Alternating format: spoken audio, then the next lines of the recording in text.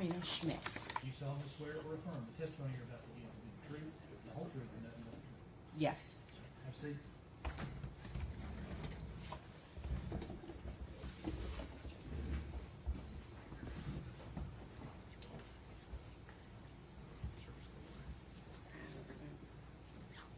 Good afternoon. Good afternoon.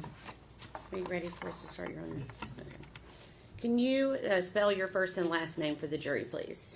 My first name is Matrina, M-A-T-R-I-N-A. Last name is Schmid, S-C-H-M-I-D-T. Okay. And where are you currently employed? Brevard County in Florida. Okay. And what is your official title there? I'm an associate medical examiner. Okay. And how long have you been there? March of 2023. Okay. And until present, I'm assuming? Yes. Yes. Okay. And can you give us a background of your education, please? I have a bachelor's in biology. Got it at Aquinas College in Grand Rapids, Michigan, 4 years. Then I went to medical school at Medical College of Ohio in Toledo, Ohio for 4 years. Then I did a residency in anatomic and clinical pathology at West Virginia University Department of Pathology. I did that for 4 years. I did a 1-year fellowship in forensic pathology at Bexar County Medical Examiner's Office in San Antonio, Texas. I returned to West Virginia and did another year of residency, and then I started practicing as a medical examiner. Okay. And where did you first start practicing as a medical examiner? West Virginia. Okay. And where are you licensed? Which states are you licensed to practice medicine in currently? West Virginia, California, Tennessee, Hawaii, and Florida. Okay. And so that would go to say that in 2020, were you also licensed to practice medicine in the state of Tennessee? Yes. Okay. And are you board certified in the field of forensic pathology? Yes. Okay. Do you maintain memberships in any medically related societies? Yes. Okay. Can you, have you published any scholarly materials in the field of forensic pathology? No. Okay. And you stated that you're currently employed as a forensic pathologist, correct? Yes. Okay. Can you tell the jury what you do as a forensic pathologist? I perform medical legal autopsies to determine the cause and the manner of death. Okay. Have you previously been qualified as an expert in the field of pathology and in your role as a forensic pathologist? Yes. Have you been so qualified here in the state of Tennessee? Yes. Okay. At this time, we would ask to qualify Dr. Schmidt as an expert in the field of forensic pathology. No objection. Should be declared to be an expert in the field of forensic pathology. Dr. Schmidt, where were you employed in March of 2020? At the William L. Jenkins Forensic Center in Johnson City, Tennessee. Okay. And is that at East Tennessee State University?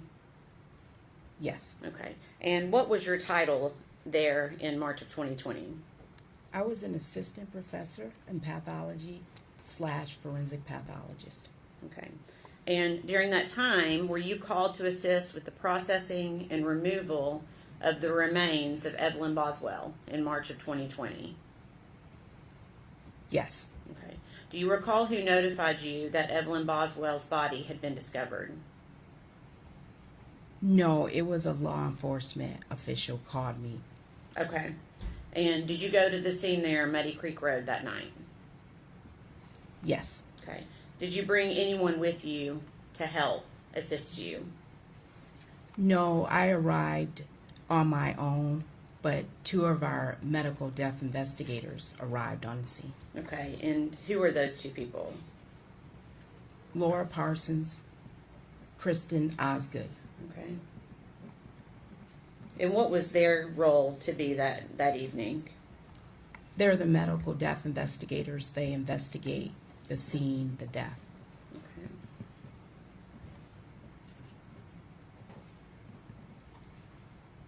And was law enforcement present when you arrived that evening?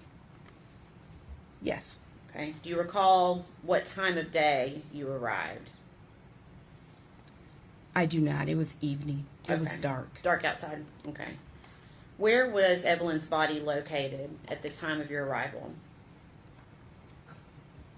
It was in a playhouse shed and inside a trash can. Okay. So her body was still within the trash can when you arrived? Yes. Okay. And did you observe or assist in the removal of Evelyn's body from the trash can? Yes. Okay. Can you please describe to the jury what that process looked like? We removed the trash can from the shed. Photographs were taken, and then we did a step-by-step process of removing the decedent from the trash can and the contents of the trash can. Okay. And did you observe law enforcement with each of these steps of removal? Yes, and our medical death investigators were also a part of the process. Okay. And was this at your direction or at someone else's, the process that they used? We had discussed the direction we were going to take prior to removing the trash can from the shed. So I was directing it, but I think we had all had a discussion on the best way to handle the process. Give me just a second.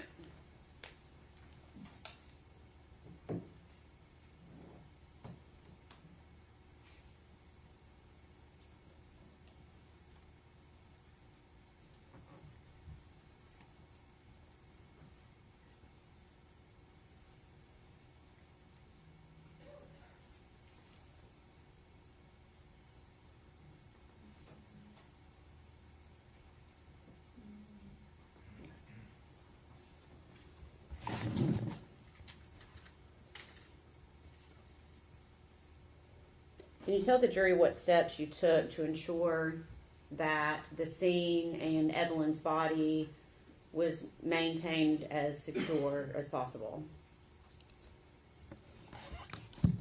TBI was present, our medical death investigators, and everything that we removed from the trash can, in addition to the decedent, was photographed and it was written down as evidence. Okay, and how did you protect the body from contamination?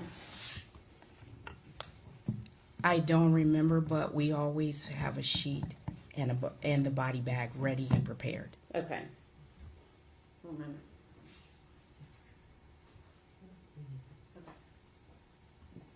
Can I please see?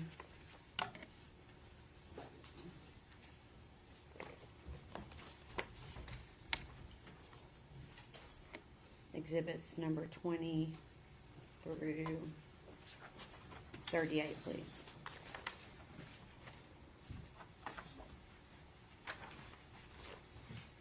Thank you.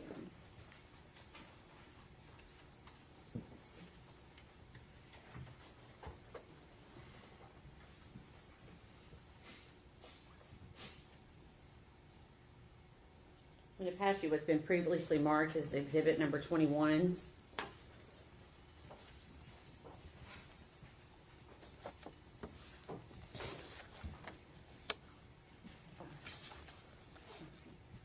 Does that help refresh your memory on how the body was placed at the time that at the time Evelyn was removed from the trash can?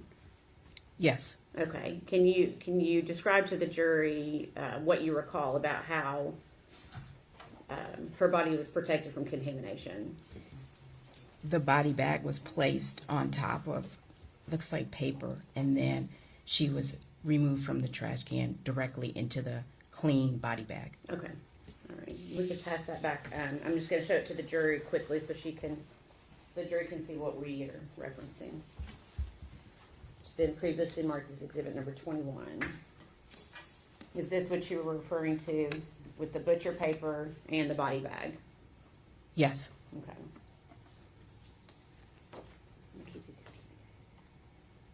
Okay. So at some point, Evelyn's body was going to be transported to a different location, I'm assuming. Is that right? Yes. Okay. And where was her body transported? The Forensic Center in Johnson City. Okay. And are you the individual that performed the autopsy on Evelyn Boswell? Yes. Okay. And was that also performed at the same location in Johnson City? Yes. Okay. Can you please describe the process of this particular autopsy for the jury? We re-photographed the body. We collected evidence from the body, and we removed the clothing, and I performed the autopsy, starting with an external examination, then an internal examination. Okay. Was it more difficult due to the state of Evelyn's remains?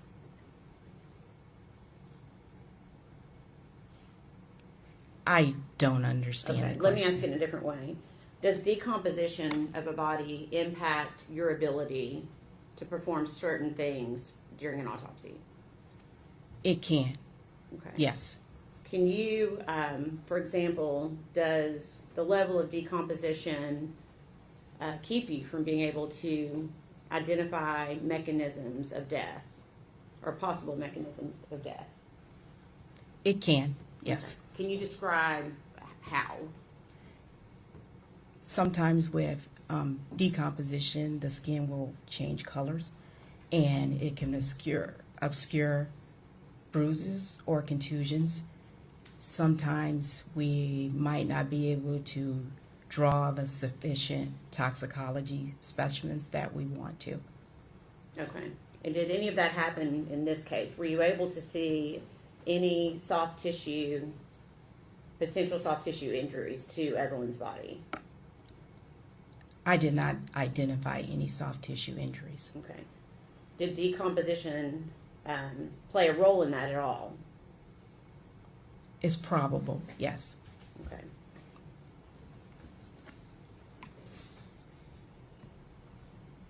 I know you stated in your report that there were leaves in Evelyn's hair. Is that correct?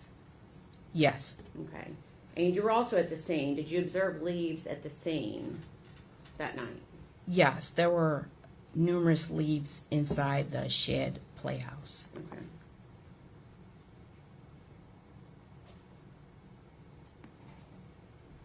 Okay. So I'm assuming when you conduct an autopsy, it's not just the body itself that's helping you make your determination. Is that a fair statement? That's correct. Okay. What other materials do you as a doctor use in order to make a determination when you're conducting an autopsy and trying to determine a cause and manner of death? Our investigators' investigation or summary, law enforcement's investigation. I can use medical records, sometimes histology. That's where I take the tissue and I look at it under a microscope. Okay. Okay. And after you conducted the autopsy of Evelyn, are those results essentially generated into a report? Yes, Okay. Is that report kept in the normal course of business? yes, And have you reviewed your autopsy report for accuracy and completeness? yes. I'm going to pass you a document.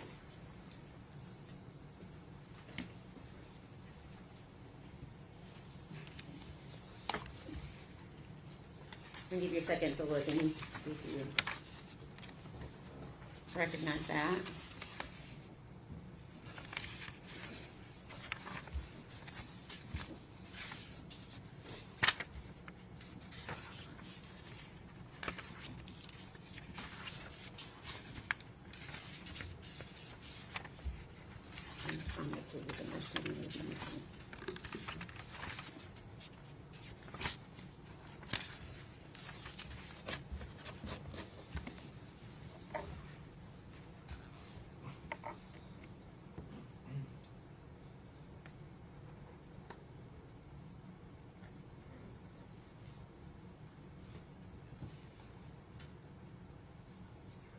Oh, okay.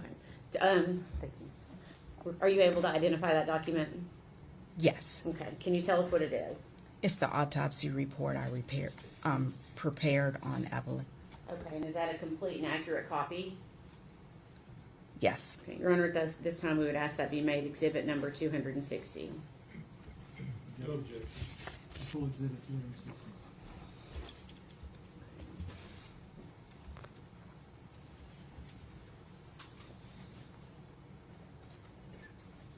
Dr. Schmidt, did you form an opinion as to the cause and manner of death of Evelyn Boswell? Yes. Okay. What is your opinion? The cause of death, homicidal violence. Okay. And can you explain that for the jury? What did you base that finding on? I based it on the autopsy findings, the investigative summary, the investigators that went to the scene, and law enforcement investigation. Okay. Hypothetically, if Evelyn was alive when she was placed in the trash can, is positional asphyxiation likely? Yes. Okay. Can you tell the jury what positional asphyxiation is? It's your body's in a position that compromises your breathing.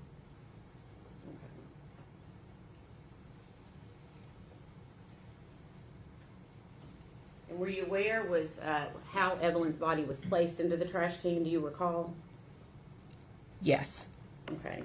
And when you say positional, are you referencing the fact that she was upside down? Yes, the body was in the trash can, upside down. Okay. I'm going to show you what's been pre-marked as exhibit number 34. Pre-admitted as exhibit number 34.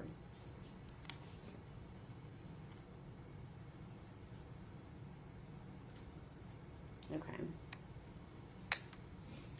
Okay. So hypothetically, if a blanket is pulled up over the face of a child who's then placed into a trash can upside down, could the blanket itself cause some type of asphyxiation? Yes. Okay. What about the trash bag that Evelyn's body was in? Could the trash bag itself cause some type of asphyxiation? Yes, if it covered the airways, the nose and the mouth. Okay.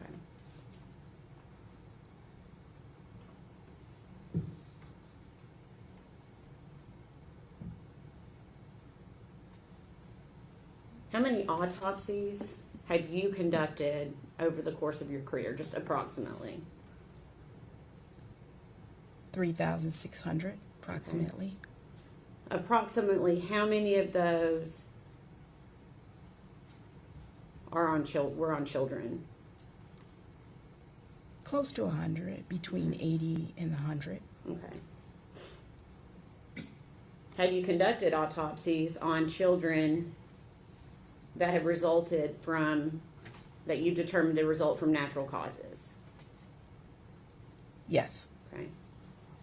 Have you conducted autopsies on children that have resulted in or been caused by something accidental?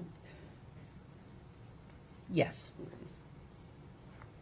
So if I gave you a hypothetical that Evelyn Boswell was sleeping in a bed with an adult or two adults and a rollover sleeping episode occurred, is that something that you would consider as being ability? Do you want me to rephrase the question? Yes, please. Okay. Is a rollover incident possible, a co-sleeping rollover incident possible, explanation for Evelyn Boswell's death? My opinion, no. Okay. And can you explain why that's not a possibility? Evelyn is an older child, and typically we see the overlay in younger children. It's certainly possible, but with the investigation of the scene and law enforcement investigation and the way she was found in a trash can, I don't have the opinion that it was a co-sleeping, bed sharing, or overlay. Okay. Is there any scenario that I could give you that would change your opinion about the cause and manner of the death of Evelyn Boswell? I don't know if I could answer that. Okay. Do you... Hold on 1 second.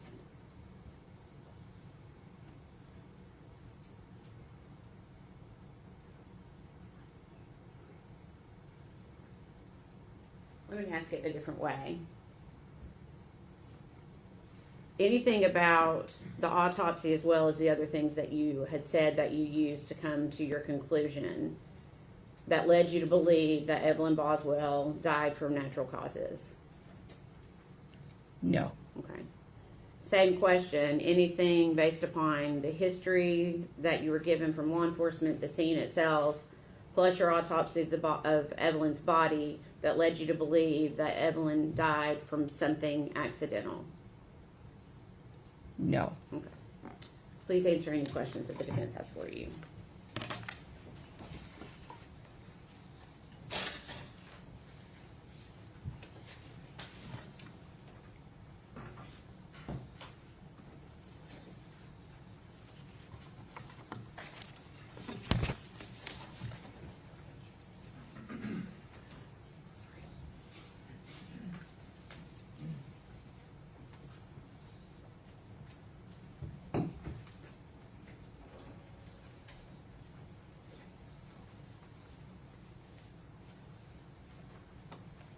Now approach the court reporter, Judge.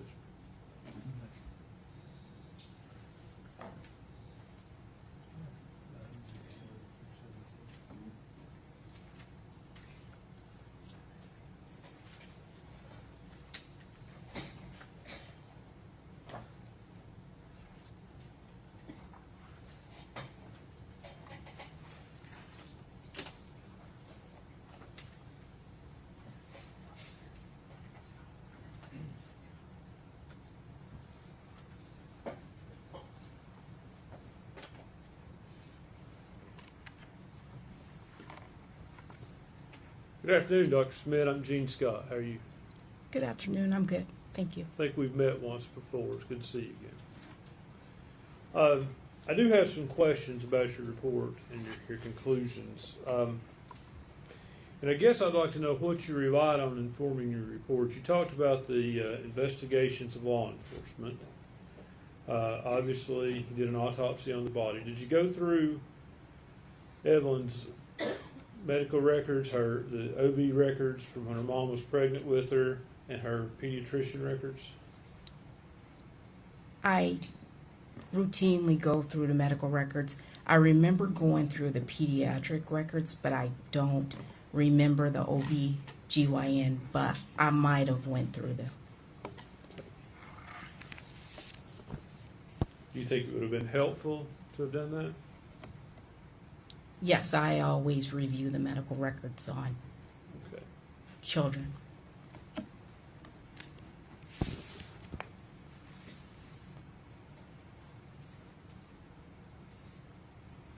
And Ms. Massengill finished up by asking you if anything could be said to convince you this was by natural causes somehow. And it's your opinion it could not be, I assume. Based on my autopsy examination, no. Okay. Let's talk about your autopsy examination. Are there any medical findings of a cause of death, or is it simply the way the body was placed?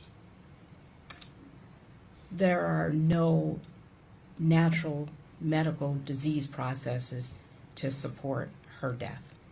Yet there are no medical bases for her death based on your autopsy, are there? For instance, give me a hypothetical.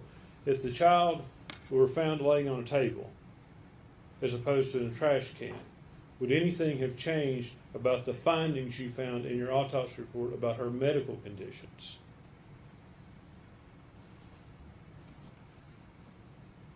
No. So, you mentioned in your report that there is a possibility that the decedent was alive when placed in a trash can cannot be excluded, correct? Yes, You cannot conclude that either. that's correct. You don't know one way or the other. That's correct. Okay. So, you talked about natural causes, and there's no sign of disease or anything of natural causes, correct? There is signs of disease processes. Yes. In this autopsy? Yes. Okay, what are they? There is a patent foraminal valve, which is just the septum between the atria and the heart, did not close properly. So, there was an issue with the child's heart valve? I wouldn't call it an issue, but yes, there was a defect in her heart valve. I would think a defect, whether you take issue with the word issue or not, it is a defect. It's not good. I don't know how to define good. I'm sorry. Is a defect in one's heart healthy? No. Could that defect have led to the child's death? Is that possible? It's a possibility. You can't rule it out in this case, can you? Based on the findings of the histological examination, looking at it under the microscope, I didn't see any changes in the heart. The decedent in the medical records had no symptoms. Normally it closes around age 4 or 5, and they're not symptomatic. They can be symptomatic, but it's usually documented. So you cannot rule out that as a cause of death. I think I ruled it out as a cause of death. How? She did not have any symptoms or signs of there being trouble with her heart. Is that not something that could come on instantly with your heart? Yes. So how do you rule out that didn't happen? There were no changes to that show the effect of that. It's common to see it. Okay. How did you rule out sudden infant death syndrome? Sudden infant death syndrome is a diagnosis of exclusion. If you're found in the manner that the decedent was, upside down in the trash can, it's not sudden infant death syndrome. You can't say that, doctor.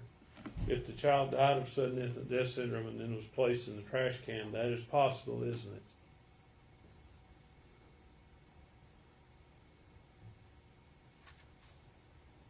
Usually they die around 9 to 10 months is the upper age, but yes, you're right. It could be a sudden death and then placed in the trash can. It could be possible in this case. I wouldn't rule it a sudden infant death syndrome. Okay. You said they usually die younger, but sudden infant death syndrome goes up to the age of around 12 months, and there's really not a defined end to it, is there? It becomes less common. Is that right? Yes. Okay. And there are factors that we really don't know what sudden infant death syndrome is, do we? That's correct. Okay. But there have been factors determined that can maybe lead to that. That say there's higher incidence of SIDS with kids who have these conditions, certain conditions. Would you agree with that? Yes. Okay. Were you aware that there was an intrauterine growth restriction when Megan was pregnant with Evelyn? Yes. That can be one of the factors that leads to a SIDS death, can it? Yes.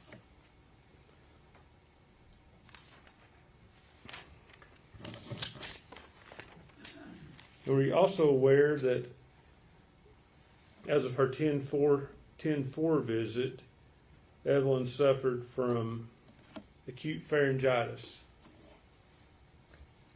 I reviewed the records, but I can't remember everything that was in the records. I reviewed the records. Would it help you to see the records? Sure.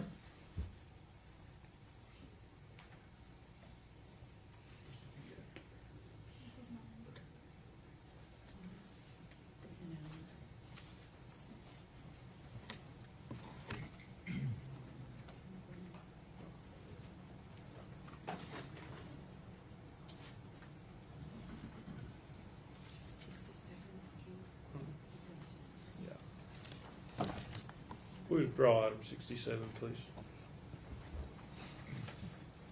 Okay, may I show this to the witness?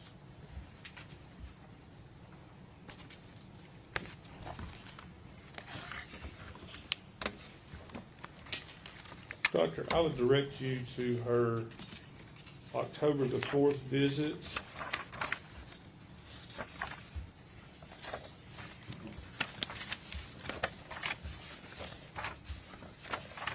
Page 37 and 38.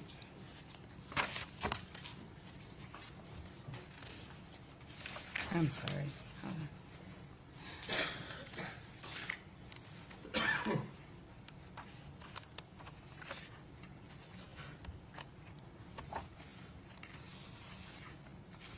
Is it towards the back? I'm sorry. It's 37 of 38, if you look at the page numbers on top. Oh, I see. I'm sorry. It's, hold on, clip. Okay. Child suffered from acute pharyngitis, is that correct? Yes. Okay.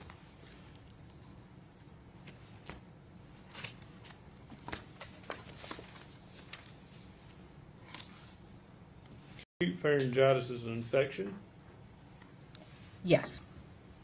Okay. And it's a virus, is that right? A viral infection? It can be. Okay.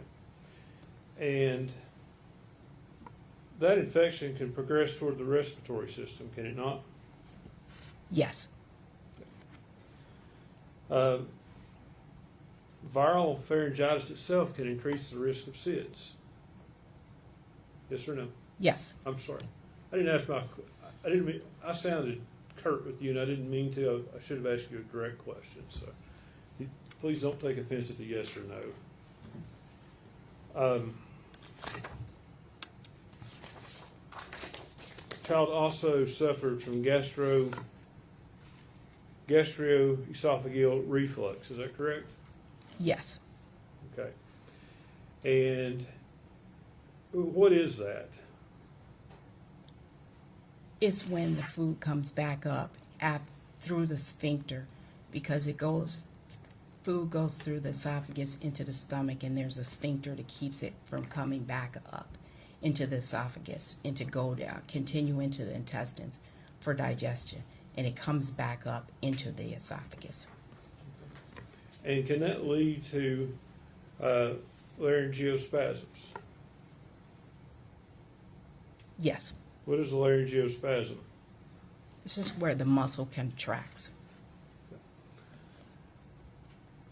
A child can die from a laryngeal spasm, can it? Yes.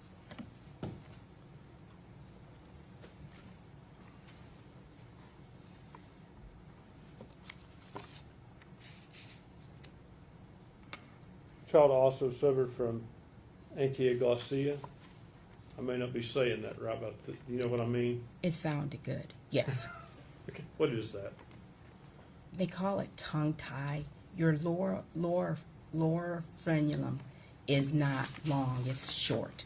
And so they really can't poke their tongue out very far. Okay. The research shows that can lead to an increased cause of sudden infant death syndrome, doesn't it? I don't know. Okay. You don't know one way or the other? I don't know one way or the other. So, with all that said, this child is in a state of the body's in a state of decomposition. That's correct. You can't rule these things I've asked you about out as the cause of death, can you? I ruled them out as the cause of death, But how? Based on what? based on the autopsy examination and the circumstances surrounding the death. Please tell me what medical evidence in the autopsy report that rules them out. I'm not talking about that the child is found in a trash can. What medical evidence in that report rules those things out? You can't rule out SIDS with an autopsy, can you? I'm going to ask that he asks only one question at a time. Yeah, sustain. One Sorry. question at a time. No, you cannot. So you can't rule that out in this case, can you? I ruled it out. You did, but you don't have any reason to do that, do you? Yes, I do. What is that? A forensic examination is not based only on the autopsy. The autopsy helps you out. It's based on all the circumstances surrounding the death. What circumstances allows you to rule that out without medical proof, doctor? I did not see any bone fractures. I didn't see enough natural disease that I thought it would account for her death. Bone fractures have nothing to do with SIDS, do they? No, Natural disease has nothing to do with identifying SIDS, does it? yes, it does. What does it? It rules out SIDS. Okay, so does natural disease, you say it rules out SIDS, it doesn't identify SIDS, does it? No, it does not. It rules it out. Correct? That's correct.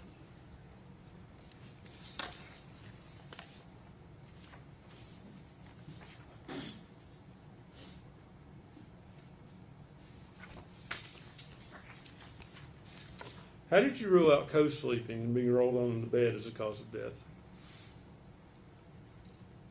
I used it based on the circumstances surrounding the death.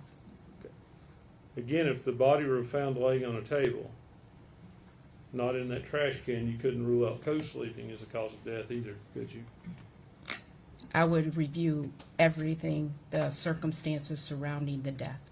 Hypothetically, if that happened, could you rule that out? I would have to know why the baby was on the table.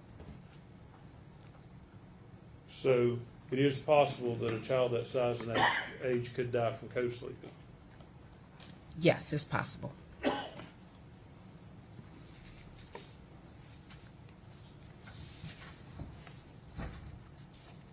Let me ask you about the leaves you talked about in the baby's hair. Yes, Okay, was that wrapped up under the blanket in the tinfoil? yes, Okay, so you testified that there were leaves in the shed. yes, Are you saying inside of the shed? yes,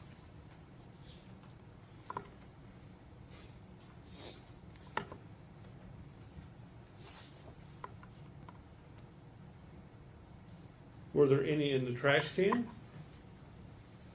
I don't remember that. I don't recall that. I'm sorry. Okay. So,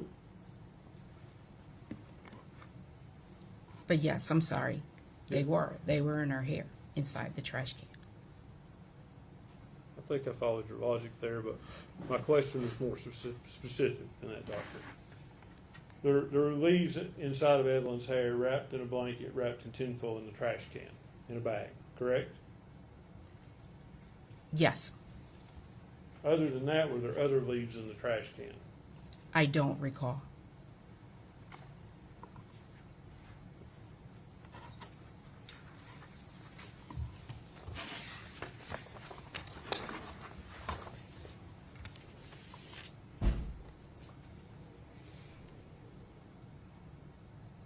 So, when you described this death as homicidal violence, you described that as based on the child being found in the trash can. Is that correct? And the investigation, yes. Okay, but not your medical findings. Yes, my medical findings in There were- addition. There were no findings of violence in your autopsy, were there? Yes, the decedent was found upside down in the trash can. Okay. Were there any broken bones? No, Okay. At this point, soft tissue, it was hard to determine any kind of damage to soft tissue. Is that fair? that's correct. Okay. So there were no medical findings of violence in your report, was there? Yes, the decedent was found upside down in the trash can. I'm sorry. I'm asking.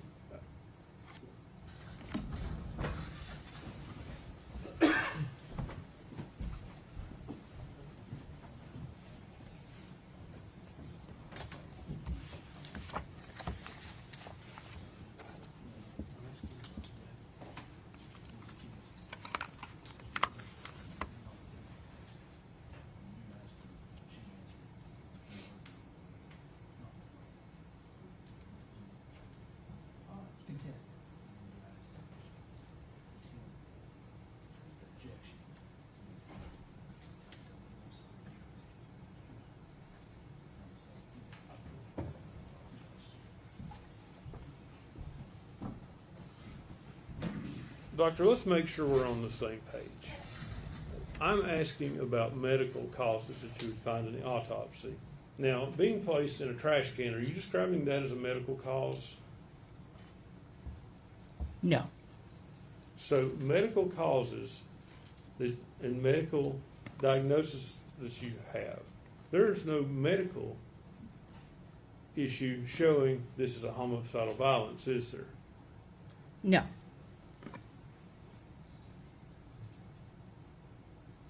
And you can't say that the child was dead or alive when it went in the trash can you? That's correct.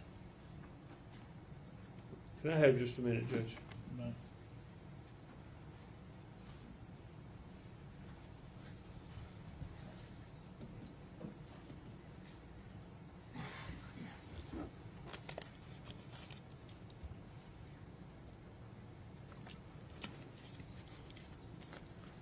Let me ask you this, Doctor. You talked about leaves in the shed. You were there directing when the baby was taken out of the trash can, Yes, that's correct. and I assume that you and your team were very careful that the baby, nothing got on the baby once it was taken out of the trash can and the trash bag before being placed on the body bag. That's correct. It would not have been a source of leaves from you all's contamination. No.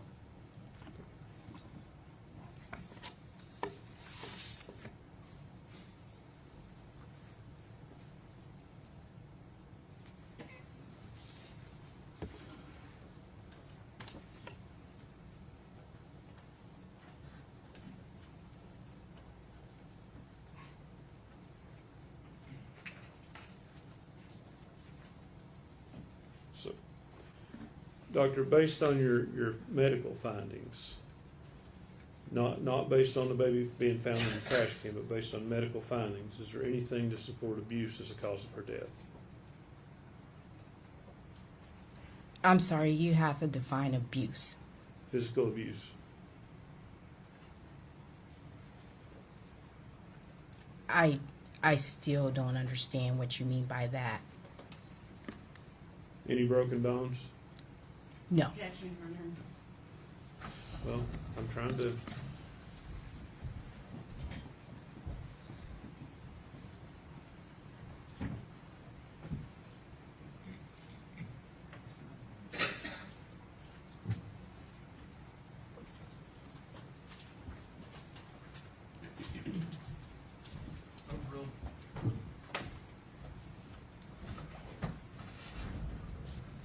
Any broken bones?